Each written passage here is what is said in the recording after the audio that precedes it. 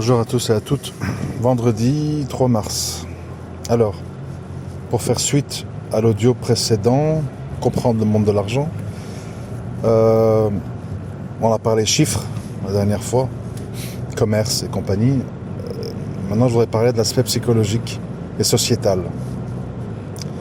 Le drame des êtres humains, c'est qu'ils dénoncent des problèmes séparément.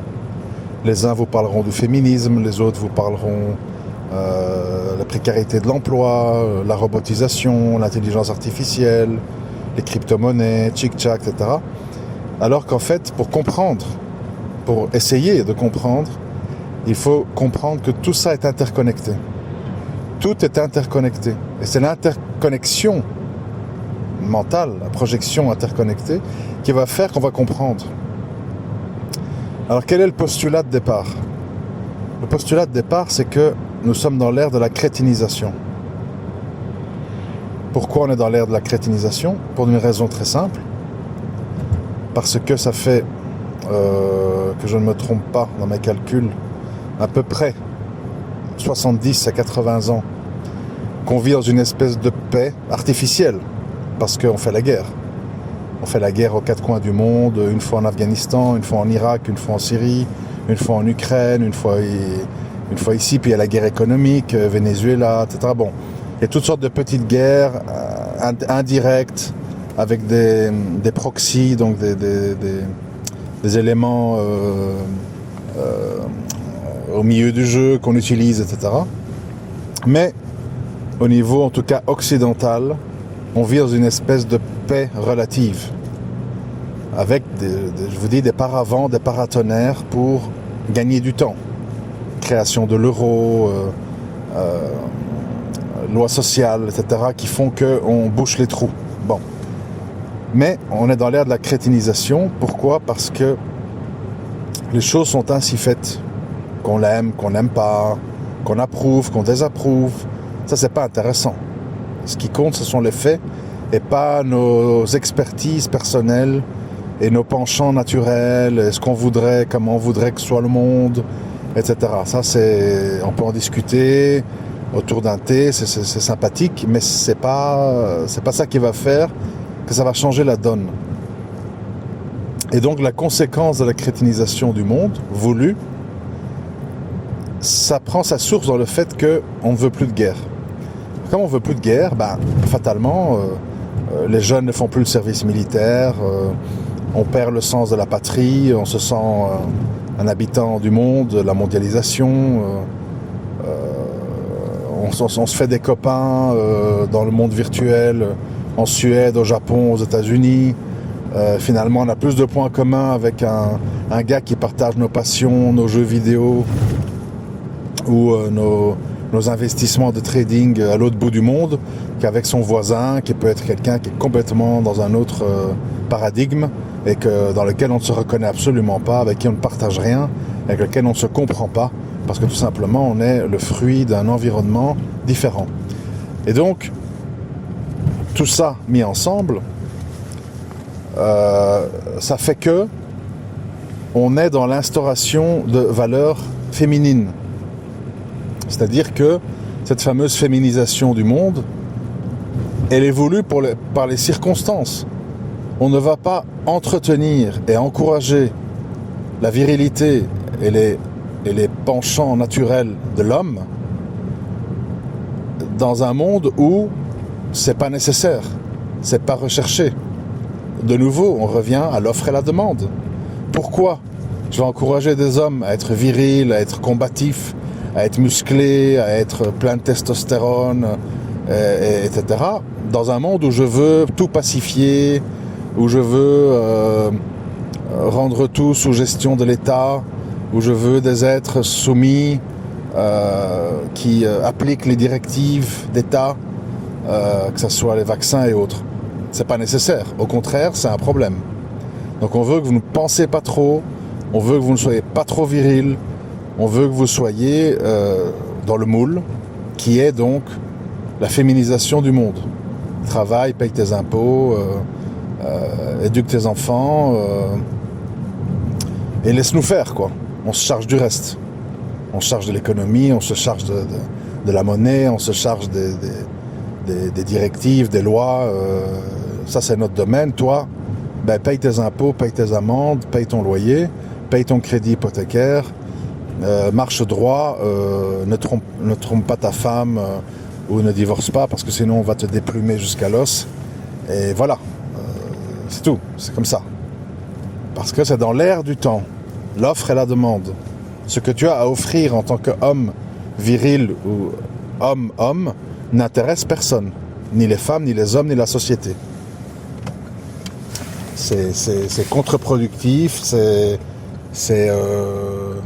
pas souhaité, c'est pas encouragé. Au contraire, c'est combattu.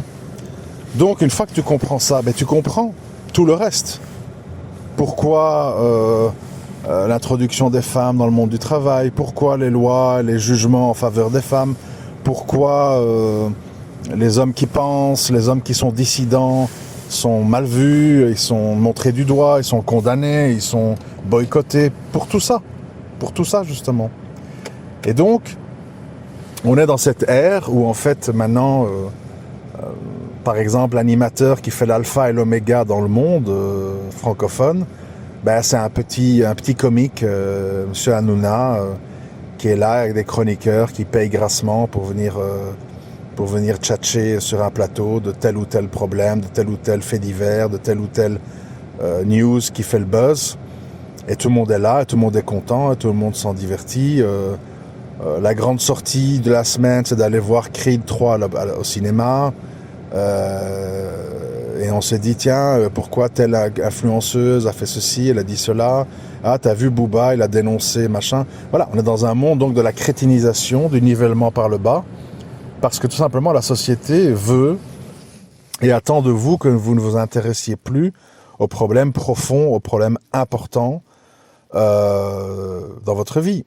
Si ce n'était pas le cas, je prends un exemple qui revient un peu à l'audio précédent, ce que j'ai raconté là. Avez-vous dans vos cours de lycée, même d'études supérieures, même si vous êtes inscrit en sciences économiques ou je ne sais pas quoi, est-ce que vous avez un seul cours ou un seul prof qui vous parle des marchés boursiers, des shorts, des trucs, des options, comment ça fonctionne, comment s'en prémunir, qu'est-ce qui fait qu'une action prend... je prends l'exemple d'aujourd'hui, je l'ai publié sur Twitter, j'ai dit un peu ironiquement, ben voilà, le monde dans lequel on vit, ben tu achetais des actions GNS ce matin pour 100 000 $, cet après-midi, tu as 178 000 $. Tu as gagné 78 000 $ en une après-midi. Parce qu'elle était survendue, elle était tombée trop bas, et le marché a corrigé, et puis voilà. Et donc si tu étais dans le bon tempo et que tu as les moyens, eh ben, tu as fait 78 000 $ en une journée. Pendant que le gars va se péter le dos dans les chantiers pour gagner 100 balles. C'est ça le monde. Mais qui vous forme à ça? Qui vous explique ça? Qui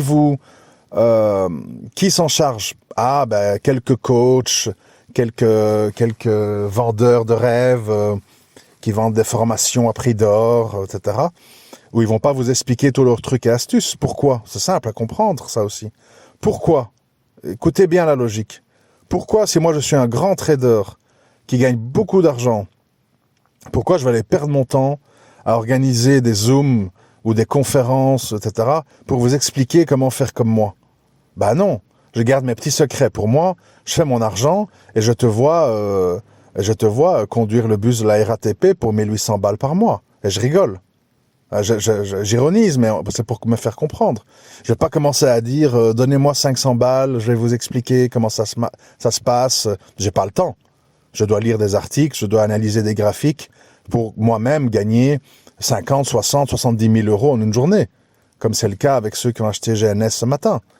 J'ai pas du tout du temps à perdre avec des gens qui vont entraîner la patte, qui vont pas comprendre, oui mais j'ai peur, oui mais je comprends pas, pour ramasser leurs petits 500 balles et consacrer des heures et des heures à les former. C'est des mensonges, bien évidemment. Personne de compétent et qui gagne bien sa vie va perdre son temps à vendre des formations. Quand on fait ça, c'est parce qu'on veut diversifier ses sources de revenus, on a envie peut-être de créer un relationnel comme ça, et surtout on se dit c'est un revenu récurrent, où je vais enseigner aux gens des petites choses de base, des petits trucs et astuces, pour leur permettre peut-être de s'en sortir, mais s'ils perdent, bah, tant pis pour eux. Je leur dirais, oui, mais je t'avais dit que telle valeur ou tel truc, c'était pas sûr, qu'il fallait ceci, mais tu m'as pas écouté. Donc, au final, ça va encore être vous les mauvais, parce que t'as pas appliqué tout à la lettre. Et comme moi, en tant que formateur, je dis tout et son contraire, je peux dire, mi-2022, le pétrole n'est pas mort, il est à $100, il terminera dans 2030 à $200. Et puis, 3 semaines après, oui, mais il y a un surplus de production, attention au pétrole. Ben, suivant ce qui se passe, je vais sauter sur une déclaration ou une autre que j'ai faite pour justifier. Je vous avais dit qu'on irait à $200 parce que ceci, parce que cela. Je vous avais dit qu'on allait tomber parce qu'il y avait une surplus de production. Et en fait, je jongle pour en fait te culpabiliser et te faire sentir coupable de ta perte parce que, tout simplement, moi-même, je savais pas. On le voit. Tout, dans l'économie moderne, tout bascule et tout change sur des claquements de doigts. On avait, il n'y a pas longtemps du tout, des gens qui pleuraient, le pétrole, le litre de gasoil était à 2,50 à la pompe, on va faire des grèves, c'est plus possible, les grosses boîtes de pétrole gagnent des milliards, on va les taxer, etc. Boum, le pétrole est passé de 130 à 72 $ le baril, la moitié pratiquement. Parce que ceci, parce que cela, parce qu'on avait dramatisé, parce que finalement l'Ukraine c'est pas si grave, pour plein de raisons. Mais suivant le moment et suivant ce que j'ai envie de te vendre, de te faire croire, je peux émettre comme ça des avis que je change au gré de ce qui se passe. On le voit partout, je le vois avec le Bitcoin par exemple. Quand c'était dans la montée, on va à $100 000 fin d'année, dépêchez-vous, bande de cons, etc. Puis ça descend, oui mais non, il faut accumuler sur faiblesse, en fait c'est une opportunité pour se renforcer, c'est toujours bon, vous voyez, tout va toujours bien, on va jamais dire je me suis gouré, j'ai exagéré, non, voilà. Bon, ça c'est pour l'anecdote. Et donc, pour revenir au centre de la discussion, la crétinisation actuelle, elle évolue parce qu'on est dans une société qui veut, former des robots.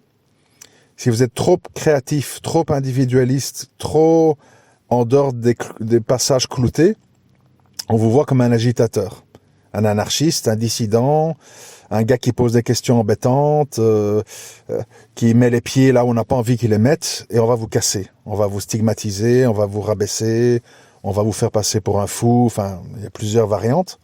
Donc on est une société qui veut créer des robots, et des robots féminisés.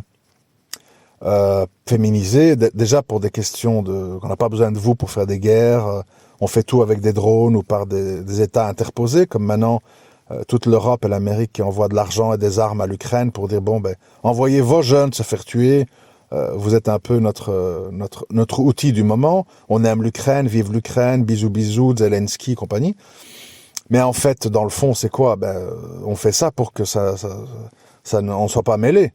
Parce qu'ici, ce qu'on veut, on veut des ingénieurs en algorithmes, des informaticiens, des roboticiens, des spécialistes en nanotechnologie, des gens calmes, des gens qui appliquent ce qu'on leur dit. On veut des gens qui vont relayer nos ordres au niveau vaccinal sur les plateaux télé. Il faut être responsable, il faut penser aux autres. Faites-vous vacciner, etc. On n'est pas là, en fait, pour avoir des gens qui pensent, des gens qui posent des questions gênantes, des gens qui ne sont pas dans l'air du temps. Et donc, c'est pour ça qu'à un moment donné, tu te retrouves avec un même profil d'individu à tous les échelons du pouvoir. C'est pour ça qu'on voit maintenant en politique ou sur les plateaux télé, on voit des transgenres, on voit des homosexuels, on voit des hommes très confus, très consensuels, très oui mais non, non mais oui, parce que c'est ça qu'on veut. On n'a pas envie de gens tranchants, rebelles, qui pensent, qui réfléchissent, qui posent des questions gênantes, qui vont pas dans le sens étatique, etc. Cela dit, c'est assez logique. On gère pas un troupeau en commençant à avoir un chien qui aboie à gauche, un à droite, un en haut, un en bas. Les moutons savent plus où aller. Donc il faut évidemment créer une structure rigide qui dit que voilà, le bon citoyen, c'est quelqu'un qui s'est fait vacciner, qui soutient l'Ukraine, qui paye ses impôts, et qui acceptent de travailler jusqu'à je sais pas quel âge pour la retraite et compagnie. Et puis voilà. Et tout autre avis, tu es quelqu'un de bizarre, t'es un black bloc, comment on l'appelle, black bloc, gilet jaune, dissident, antisémite, homophobe, misogyne, etc., etc. Et comme vous pouvez remarquer, dans tous les milieux, dans tous les domaines, dans toutes les communautés, les gens qui émergent et qui ont le droit de citer sont des gens qui suivent cette ligne. Je reviens là-dessus pour les auditeurs musulmans. C'est pas un hasard si, par exemple, Ismaël Mounir et sa femme occupent le terrain. Parce qu'ils répondent, je l'ai déjà dit et je le redis encore une fois, ils répondent à l'ère du temps. C'est-à-dire un ère consensuel où plus rien n'est grave, et où tout discours autre que ce qu'ils tiennent est vu comme un discours misogyne, barbare, moyenâgeux, rigide, intolérant, etc., etc. Et toi, tu passes pour le bizarre, et toi, tu passes pour le gars qui est pas dans l'air du temps. C'est comme ça. Donc, il faut comprendre tout ça d'une manière interconnectée pour comprendre comment on en est arrivé là. On en est arrivé là parce que c'est voulu, c'est encouragé, et on nous a guidés vers ça. À travers ce qu'on voit au cinéma, aux chansons, aux stars de la chanson qu'on nous met sous le nez, aux films, aux scénarios des séries Netflix, aux débats à la télévision, qui pénètrent les foyers, qui créent l'opinion, qui créent la pensée inconsciente. À force que tu entends quelque chose 10 fois, 15 fois, 20 fois, dans la rue, à l'école, à la télé, dans les magazines, dans les pubs, dans les séries, à la fin, ça devient la réalité. Et celui qui n'est pas dans cette réalité est un individu étrange, un individu bizarre, qui pose problème, en fait, finalement. Donc, le dénominateur commun, la finalité de tout ça, c'est de dire, si tu n'as pas le courage de t'instruire, si tu n'as pas le courage d'admettre qu'on ne veut pas te faire comprendre et te donner accès à ce qui pourra te rendre libre, à ce qui pourra te permettre de sortir du chemin dans lequel on t'a mis. Je vous prends un autre exemple, parce que moi j'aime bien les exemples. Tout le monde sait que la puberté arrive entre 11 et 13 ans. Ok. Ça veut dire que le jeune homme normalement constitué, qui n'est pas complètement castrat et chimiquement refroidi, à 16, 17, 18, 19 ans, il aimerait se poser avec une femme. Il aimerait avoir une femme dans sa vie, avoir une sexualité. Mais comme pour accéder à des boulots bien payés, il faut faire des études jusqu'à 24, 25 ans. Qu'est-ce qu'on fait? Chez les gens qui n'ont pas de règles, on a des petites copines, 1, 2, 3, 4, 5, on se voit le week-end, on est des sex friends, etc. Mais pour les autres, qui sont dans un cadre académique, pour avoir une sexualité, il faut se marier, pour se marier, il faut un logement, pour un logement et le meubler, il faut de l'argent, hein. Ça fait que les gars, comme ils craquent à 18, 19, 20 ans, ils prennent un petit boulot mal payé pour pouvoir se marier. Et donc, ils sont mariés puis ils sont en bas de l'échelle sociale. Et pendant qu'ils sont en bas de l'échelle sociale, la femme qu'ils ont épousée, elle rêvasse devant les influenceuses à Dubaï qui croulent sous l'argent parce qu'elles racontent 2-3 conneries et elles ont 6 millions de vues. Et toi, t'es là, tu passes pour un pauvre type alors que tu te casses le dos sur les chantiers ou dans ton taxi. Et on en est là parce que t'as pas compris le monde dans lequel on vit. Et fatalement, il y a une biologie qui s'impose à toi. T'as envie d'avoir une sexualité. Et donc, à un moment donné, tu dis, soit je me plie à l'ère du temps et j'y ai accès, ou soit j'agis différemment et alors je vais le payer et je vais souffrir. Et personne ne veut souffrir. C'est comme ça. Les gens ne veulent pas. Si je vous dis maintenant, il y a des indicateurs précis pour identifier une action qui a été survendue, qui va rebondir comme GNS, etc. Mais ça va te demander de consulter 6-7 sites internet par jour, de recouper l'information, de t'abonner à une quinzaine de traders sur Twitter, de suivre ce qu'ils disent, mais comme ça en anglais, tu dois apprendre l'anglais, etc., etc., etc. On va dire, oh là là, ouais, bon, c'est bien, mais j'ai pas le temps, c'est compliqué, je comprends pas, voilà. Et les gens ne le font pas. Parce que les gens n'ont pas envie. Nous sommes dans une société de l'immédiateté. Nous sommes une société où on ne peut pas avoir des projets d'apprentissage à moyen long terme. Et donc, tout se résume à avoir des formations express vendues par des escrocs où on promet de vous apprendre monts et merveilles en 4-5 jours en échange de 1000 balles, quoi. Et voilà. Tu peux pas lutter dans une société où, je répète, des valeurs ancestrales telles que l'honneur, le combat, la virilité, l'étude, consacrer du temps, l'apprentissage et puis l'expérimentation, parce que les théories c'est bien, après il faut les mettre en application. C'est dans l'application que tu apprends. La théorie reste des théories. Si tu ne les as pas mis en application, ça reste abstrait. Ça reste quelque chose qui ne t'imprègne pas. C'est pas étonnant en fait que c'est une minorité de gens qui échappent à la grande faucheuse qui est en fait la société. Société qui est en fonction des moments. Maintenant, voilà, il y a l'Ukraine, machin.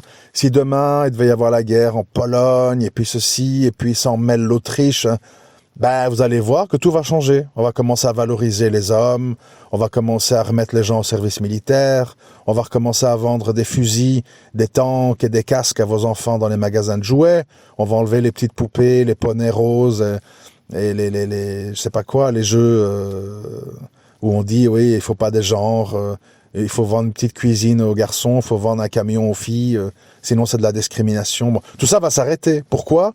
Parce que l'intérêt de la société va shifter, on va avoir besoin à nouveau d'une société virile, parce que la société a changé.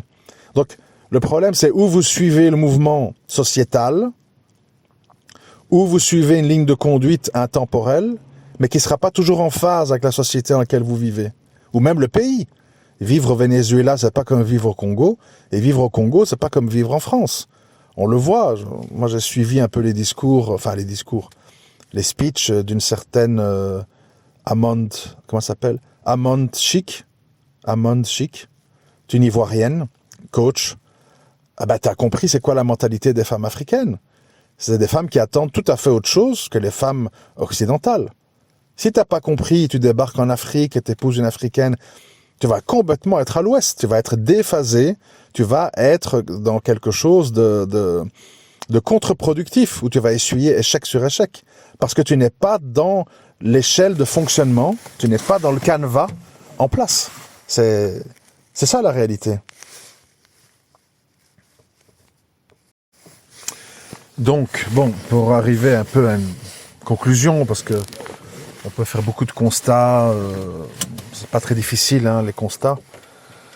À un moment donné, il faut un petit peu arriver à une conclusion. La conclusion, elle est la suivante, et elle est extrêmement simple. Parce que tout est simple, finalement, vous voyez.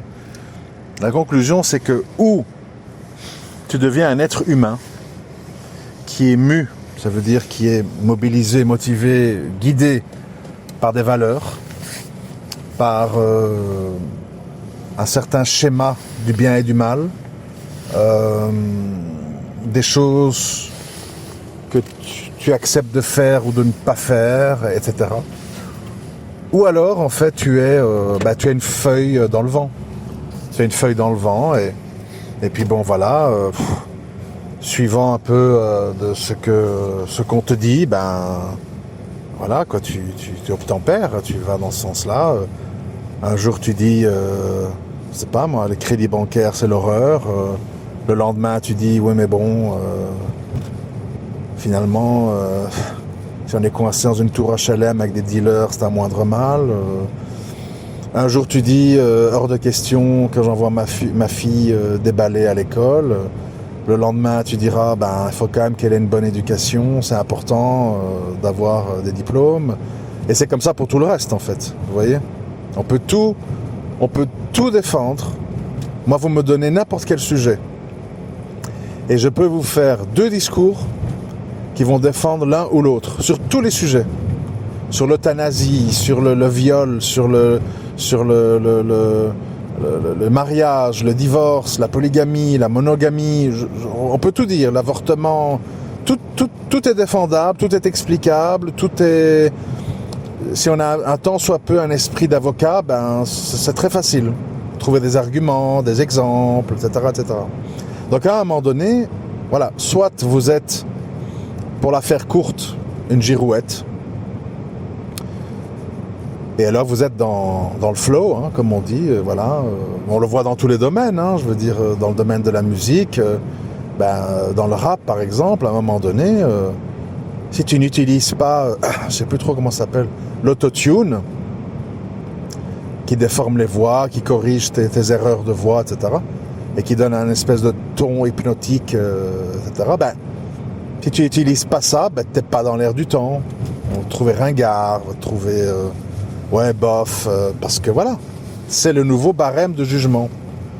Et on le voit dans tous les domaines, dans le domaine de l'esthétique ou dans la féminité. Maintenant, une fille attirante, c'est quoi?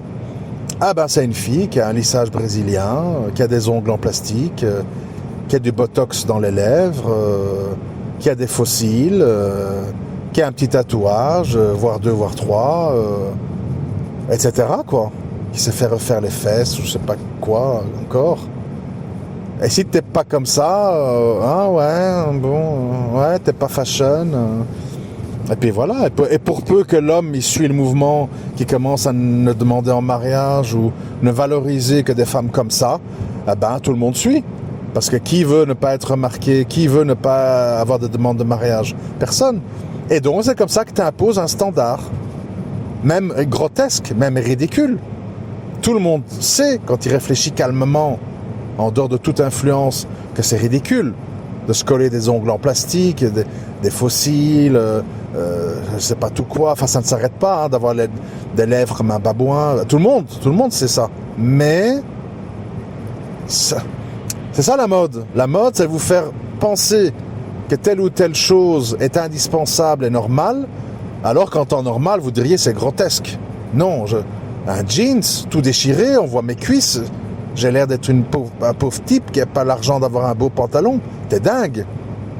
Non, c'est chouette un jeans déchiré, c'est à la mode, voilà. Et c'est comme ça pour tout le reste. L'humain, en général, n'est pas une créature qui est fixée sur des goûts, sur des valeurs, sur des principes. L'humain, il est comme ça. En 1990, il vous dit ça, puis en 2000, il vous dit autre chose, et puis en 2005, complètement l'inverse. Mais parce que ceci, parce que cela. Et pour éviter d'être comme ça, qu'est-ce qu'il faut faire? Il faut être dans un juste milieu, justement pour pas devoir te contredire par après. C'est ça.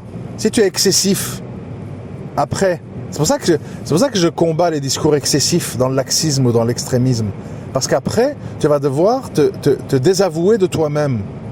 Parce que tu as exagéré, tu as été emporté par ton élan, par ton envie de t'intégrer ou par ton envie de te différencier.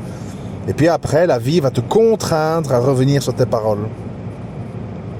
On le voit aujourd'hui avec plein de gens dans des discours religieux qui remettent en question ceci ou cela, oui mais non, mais truc.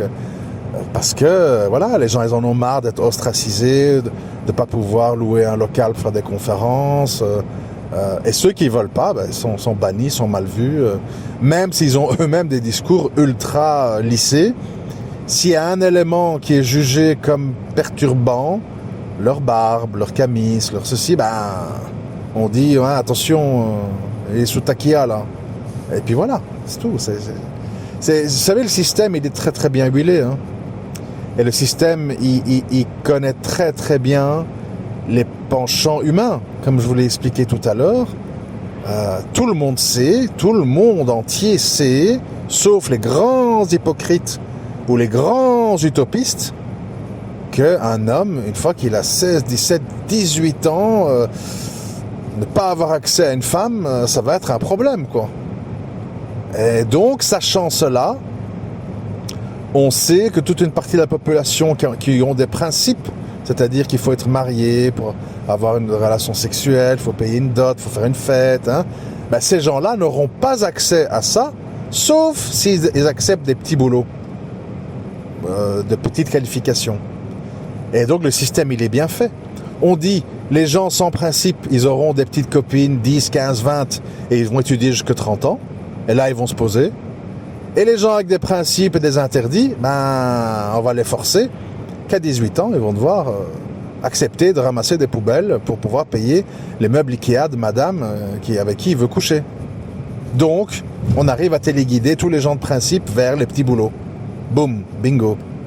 C'est comme ça. C'est pas du hasard, c'est pas de la malchance, c'est pas des différences raciales, c'est pas ça. C'est du téléguidage économique et biologique. Tout est argent et tout est sexe. Quand on creuse dans nos vies, tout est argent et tout est sexe. Tout tourne autour de ça. Tout. Sauf éléments très perturbants tels que la drogue, le fanatisme religieux, le terrorisme, les excès quoi, qui font que ça met ce truc-là en désordre. Mais en temps normal, les gens sont mobilisés par l'argent et le sexe dans toutes leurs décisions. Où est-ce qu'ils vont habiter, quel métier, quel ceci, qui ils vont épouser, comment, tout tourne autour de ça. D'ailleurs, vous voyez bien aujourd'hui, quand on parle de mariage, les gens parlent très peu de psychologie, de sentiments. On parle de, attention, il y a la dot, attention, il y a la fête, attention, tu dois pouvoir loger, tu dois payer les meubles. C'est très matérialiste, quoi. C'est très, voilà, c'est très fric. C'est normal un père de famille ne donne pas sa fille en mariage à un homme qui n'a pas un boulot stable. Voilà, on vous parle de ça. Parce que le dénominateur commun sous tous les beaux discours, les beaux vernis, c'est le fric. Le fric parce que nous sommes mobilisés par des instincts biologico-économiques qui font que il faut assurer la stabilité de sa fille et de ses futurs petits-enfants. Et donc, l'homme doit avant tout représenter une source de revenus stable et fiable. Même si c'est un sale type, même si il s'en fout à moitié de la religion, c'est secondaire tout ça. La vérité, c'est secondaire. Le savent très bien tous les musulmans idéalistes qui sont là avec leur barbe, la sunna, je demande une sœur en mariage, je vais sonner à la porte de son père, etc. En général, ils sont éconduits parce que, au contraire, ça les inquiète. Ouh là là, son mari, ça a l'air d'un intégriste. Ouh là là, son futur mari, ça a l'air d'un gars ultra pratiquant. Ça nous inquiète. Ils vont être stigmatisés, ils vont être mal vus. Ils vont pas s'intégrer à la société. Ma fille, dis un peu que tu as fait istikhara et tu le sens pas, etc. Enfin bref, un autre débat. Et donc, c'est pour ça qu'à un moment donné, quand n'importe quelle personne, religieuse ou pas, peu importe, quand on ne tient pas compte de sa biologie, de sa sexualité, et quand on ne tient pas compte de la réalité économique, toutes les belles théories, tous les discours vont être des fausses pistes, qui vont mener à des échecs, qui vont mener à devoir revenir sur ses pas, et dire « je me suis trompé ». Ou pire, je rejette tout, ça m'a mené à rien de bon. C'est pour ça que j'ai toujours proclamé que la personne intelligente doit avoir l'obligation d'être ultra réaliste, ultra pragmatique. Parce que si tu ne l'es pas, la vie va te briser. La vie va te briser, tout va te briser. L'argent, les douanes, les policiers, les juges, les femmes, les familles des hommes ou des femmes, enfin, tout va te briser. Tout va t'humilier, tout va t'accorder un message de non-recevoir. Et qui aime bien vivre ça? Peu de gens. Il faut être très sadomasochiste pour aimer ça. Donc, il faut se prémunir. Et donc, il faut toujours analyser les choses sous un angle biologique et économique. Biologique, c'est pas que le sexe. Biologique, c'est le confort, par exemple. C'est utopique de dire à quelqu'un, si tu veux avoir un bon niveau d'arabe, tu dois aller pendant 5 ans dans le désert en Mauritanie, où tu mangeras du riz avec de l'eau, et tu vivras sous une tente, et tu te chaufferas avec du bois, je ne sais pas quoi. C'est beau, c'est romantique, c'est chevaleresque. Mais la biologie humaine n'aime pas ça. L'humain, il aime une douche chaude, il aime dormir au chaud, il aime manger un bon repas.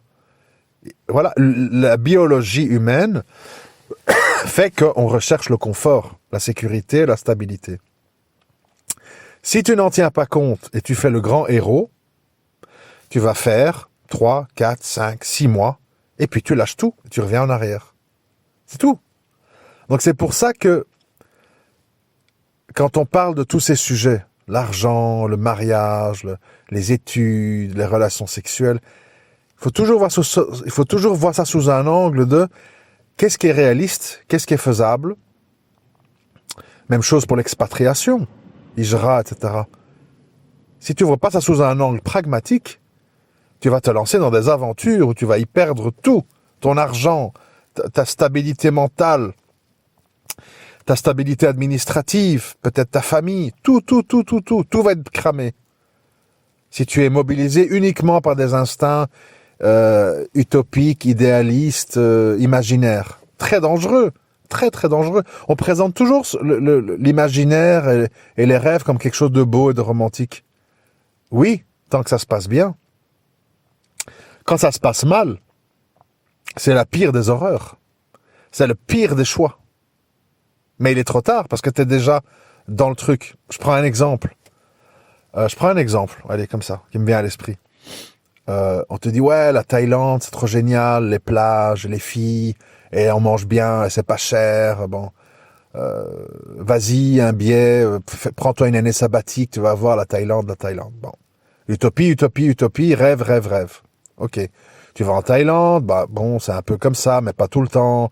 Et puis il y a ceci, puis il y a une fille qui t'arnaque, elle a pris l'argent dans ton portefeuille, et puis machin, et puis tu fais un business avec un associé, il a fait des faux papiers en Thaï, t'as pas compris, l'avocat a menti parce qu'il était corrompu, bababim, bababam.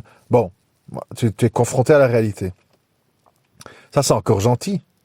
Pire, tu reviens voir tes parents en France, on te met de la coke ou de l'héro dans ta valise, tu te fais attraper, on dit que c'est toi, tu prends 10 ans de tôle. Là, c'est fini. Le rêve, le truc, le machin. Donc, à un moment donné, il faut pas dénigrer, en fait, les discours réalistes, pragmatiques, parce qu'ils vont vous éviter beaucoup de drames qui, eux, vont vous plonger dans l'ultra-pragmatisme. Quand tu seras en ta prison en Thaïlande, tu vas devoir te battre pour pouvoir te payer un repas décent, pour pas avoir le pire des lits, pour te soigner des punaises dans les chambres, pour pas être victime des raquettes des groupes mafieux. Là, tu vas être trempé jusqu'aux os dans le réalisme. Dans le réalisme sordide, vicieux, pervers. Donc il vaut mieux être dans le réalisme préventif, anticipatif. Ça t'évite tout ça. Et c'est pour ça que quel que soit le domaine, puisqu'ici on parle d'économie, etc., et de la société, il faut comprendre, il faut analyser le monde dans lequel on vit, et vous comprendrez pourquoi le féminisme, pourquoi le crétinisme, pourquoi la dévalorisation de la virilité, pourquoi la fin, en fait, temporaire, hein, je le pense, temporaire, mais pourquoi la fin des valeurs masculines? Parce que tout simplement, on n'en a pas besoin. Elles sont un frein à ce que le système fonctionne bien. Donc, on le combat. On n'aime pas. Si tu ne le comprends pas, tu dis, mais qu'est-ce qui se passe? Mais c'est pas normal. C'est la faute des femmes. Non, c'est pas la faute des femmes. Les femmes vivent dans l'époque où elles vivent. Une époque où, voilà, elles ont des droits, elles ont des allocs, elles votent, elles travaillent, elles ont leurs parents qui veulent les garder le plus longtemps possible à la maison parce qu'eux-mêmes ont des allocs et n'ont pas tellement... Quand elles se marient, au premier problème, viens ma petite chérie, on va t'aider à divorcer, etc., etc. Ou les 3/4 des divorces chez les musulmans, c'est des demandes de khoul, ou quand c'est les hommes, il y a pas, les périodes de Ida sont pas respectées. Enfin, c'est la foire au village. Parce que c'est l'époque dans laquelle on vit. Alors venir avec des théories désynchronisées, ça peut être sympa, ça peut faire rêver, mais ça fait surtout perdre beaucoup de temps. Et ça crée des frustrés qui vont se retrouver face à la réalité, qui vont dire mais c'est dégueulasse, ça correspond pas du tout à ce que j'ai lu ou à ce qu'on m'a dit. Et vous perdez beaucoup de temps. C'est pour ça que chacun de ces problèmes doivent être pensés dans l'air du temps. Comment je vais gérer ce problème dans la situation de ma vie réelle, pas dans la vie que je voudrais avoir, pas dans ma vie imaginaire, pas dans la vie des livres, pas dans la vie décrite par X, Y, Z sur les réseaux sociaux, dans la vie réelle qui est devant moi. Tu n'es pas la même personne si tu vis dans une tour HLM à Grenoble que si tu es en Auvergne avec des moutons tout seul sur une montagne. C'est pas la même vie. T'es dans le même pays, t'as le même passeport, t'as les mêmes APL, carte vitale, mais t'as pas le même cadre de vie. T'as pas le même voisinage, t'as pas le même entourage, t'as pas... Donc tu dois repenser la chose en fonction de ta situation personnelle. Voilà pourquoi il n'y a pas une solution unique pour tout le monde. Parce que nous sommes dans un monde mosaïque, où les choses sont très différentes. Si tu es un cadre, et que tu vis à Rabat ou à Casablanca, et que toi et ta femme, vous avez une voiture, etc., c'est pas la même chose que si tu es un crève-la-faim dans une montagne du Rif, et que si tu vends pas du shit et tout, tu t'en sors pas. C'est pas la même chose. T'es dans le même pays, t'as le même nom de famille, t'as la même religion, mais t'es dans un autre cadre circonstanciel. Et ça change tout. Je vous laisse ici, suite au prochain épisode. Je vous remercie de m'avoir écouté.